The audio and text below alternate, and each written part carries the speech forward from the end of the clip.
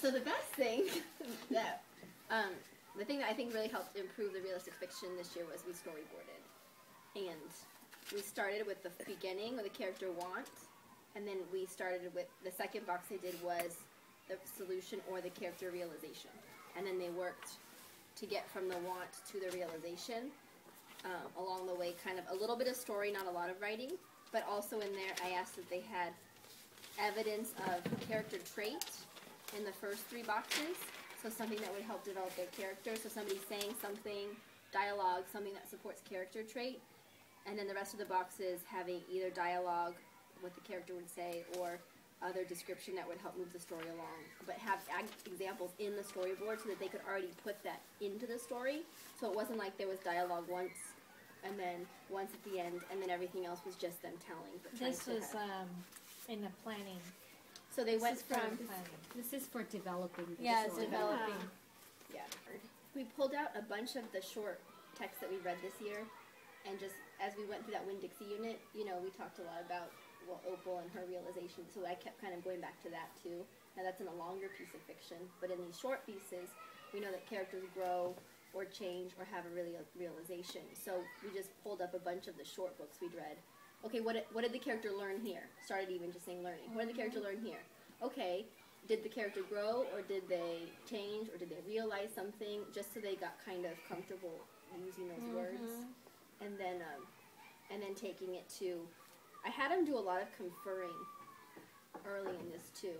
Conferring with you? With each other. Oh, with each other. Because like if it with their writing partner. With their writing partner. Because if they couldn't convince their writing partner that it made sense for this realization to come from this want, then I told them it didn't make sense to even start with a draft of that story. So they needed to go back and think about it again. Now, didn't they have to first pick what trait they wanted their character to have? So this was, we kind of went backwards. This was kind of, and you better write. Yeah, so it's the trait that drives the story forward. Right. You have these multiple traits in your character when you develop your character, but what trait is going to drive the story forward, and it's going to go well with the story idea that you have chosen. So does that tend to relate to what problem? Or yes, the want? or the solution, yeah, or one of the elements of the story. For their characters. Okay, for their character idea developing, or the plot? The character. If you started there. Well, we, first of all, most of them had done short realistic fiction in 2nd grade. And we took a little survey, who has a character already developed from 2nd grade. And they were able to talk about that first. So we talk to each other about like the character you already have developed. And how well do you like this character? Do you want to use the same character? And if they like that, they can develop the same character they had from 2nd grade. If not, you want to create, just like thinking about, just creating from scratch like we always do, as intrinsic and external. Like you want your character to be close to the age because you want it to experience that you have experienced, because authors know a lot about the character. You have to come into this character. But see, that's important with all the writing, is that we're teaching them revision throughout the whole process, like in development, so that, you know, if they pick one character or one story, they are flexible to change some of it throughout the whole thing, to me, to match more of the meaning of what they really want to say, which to me is what's so important. And I went the opposite way. I did the plot driven first, and then once they had a plot, take the character and then develop the character. So here it is. This is an evidence of her character development. She has a little picture. She wanted to write a soccer story initially, so she made a picture of a girl that would be like sporty and athletic. And she wrote quirks. So they sketched the character. They sketched, yes. And you had them write down their quirks. Quirks, dreams, what would your character be doing in this kind of scenario? What are some typical character traits? Is your character big character trait? What would she look like? Is she tall, short, how old externally? And then she's trying out the scenes. Conflict with the teacher about homework. What did my character say? What does she do? And it says, so where's your homework? Asked the teacher. I left it at home because my mom was looking at it and didn't give it to me in the morning. Sophia said boldly. Oh, she said it boldly, so she's already developing her character. Like, I left it at home because my mom was looking at it and didn't give it back to me in the morning. So she developed a character with attitude. Yeah, yeah. So that's cute. Which is ironic. Are you going to bring it tomorrow? Asked the teacher.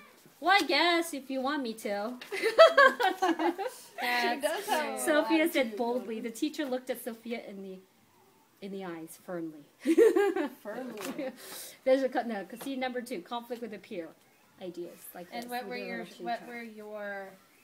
collecting? So she has her character Sophia. She's developed her character.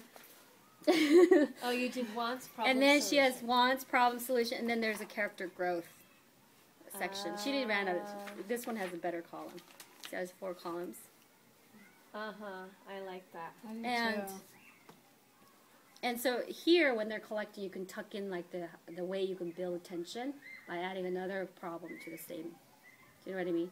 Another problem. Nice. Another problem. Another. How do you get worse? Is How do this you get all worse? off Sophia? Yeah. In different situations. That's cute. But what's good about this also is that they could have the same want, but the problem could change. Do you know what I mean? They could have the same want, but they can divide that and go prop. Here's a possible problem. Here's another possible problem. What could same possibly get in their way? Yeah. And they could just kind of like. So I like that. So using soccer, the matrix, I'm going to choose this one. So she wants a soccer shirt, but she can't afford it. So she goes to the thrift shop, appreciate what you have. It's from Those Shoes. Yeah. No, because I did a share collecting, and then I already created a problem. It was like I was getting so many ideas. And if your kids are like, if they're strugglers, you might want to do it in a small group so they can have somewhere to go to. But kids like the population that we have, it actually turns them around and steers them towards what we do.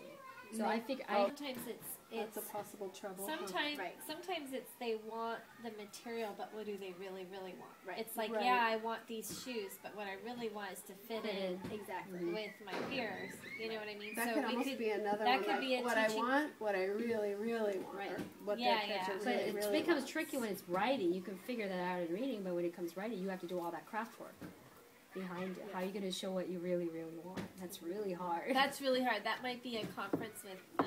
That's what makes that carrot seed so profound. That's a story. Right. But we talked about that today. Carrot seed? The carrot seed? Have you ever tried to write that simple of a story? I can't write Kevin Hankey's. Do it. I can't write Kevin Hankey's. It's so simple. It's so beautiful. One problem. Sheila Ray's. Okay, but it shows so much about Can I just tell you how excited I was? Because today we did read the carrot seed. We're just starting this unit, so right now we're just reading like a writer. Us too. And the kids were saying, I mean, this was the first year without as much guidance from me where they were coming up with such cool things about the carrot seed. All I said is, I'm not sure that this is all about a carrot. What is this really about, you know? And they were saying things like that the boy, Zoe said that even though all his family is discouraging him, he's determined to grow that carrot anyways. And then another kid said it's about hard work and determination. And then another kid said it's about who cares what other people think. And another kid said it's about being patient, right? Because he waits every day for... And I was just like, wow, like blown away that they thought all of these things about this story, you know? Yeah. And then it was just, well, how does the author show that? Because the author never says the boy's determined. The author never says the boy's being patient. So what is that showing? And I go, well, why do you think the author did that? Why did the author repeat himself over and over like that? And he goes, to show that nobody believes in him. That's what he said. To show that nobody believes in the kid. Wow, what a great, you made such good use of that book. And so it was really cool. So I feel like I lost opportunity. No, not at all. Well, I'm going to have to take it on something else. Well, to me, Sheila Ray's Peppermint Stick is extremely hard to write, too. Absolutely. And I explained that to them right away, and I said, you think the shortest story is easier to write? Well, and that came up, too, today, because one of the kids said, well, a good story is a longer story. And I said, really? I'm not so sure. Yeah. Right? And we had that That's discussion. interesting. Because it's interesting that some stories, like this one, are extremely short but say so much. And it takes, I think, even more of a craft of an author to be able to say all of that in so few words. Easier, right? And I didn't emphasize the length so much. What I told him is I'm not sure long or short is what really makes a good story. That's what I told him. I said, because I read really great stories that are long, like Winn-Dixie, in their mind that's really long. Right. And I read really great stories that are short, like The Carrot Seed. You know what I mean? So trying to emphasize, because I think in their mind, the more I write, the better. And sometimes the shorter ones actually do come out better. Right. Because sometimes the ones that are rambling on and on, they're just repeating themselves over and over. Well, that's kind of, this is really good for that, because you can kind of imagine if when they go over the storyboard, they go, oh, this is how it's going to go. You can already picture, well, there's going to be a lot of beginning part that's not necessary for this actual story. Yeah, no, I love the storyboard So they can just go idea. cross it out. That's where the conference takes place. Okay, so I have maybe a group of kids around, they're listening to, like you said, peer conferencing. I'm listening, they're listening, they're ready to, like, they have their storyboard. So they verbally tell their story, and then they give a feedback, like, well, then how realistic is it, first of all? How did that happen all of a sudden? Or, you know, I can envision your story being really, really long because you're going to have this big part about, you know, how he got the remote control car or whatever it was. But your problem is really the dog ruined it. So they don't really fit together. You're going to have all that energy put in that beginning part. That's not really going to go to solution. So do you see that? So once you start to confer with them, they can literally go, cut it out before they start drafting.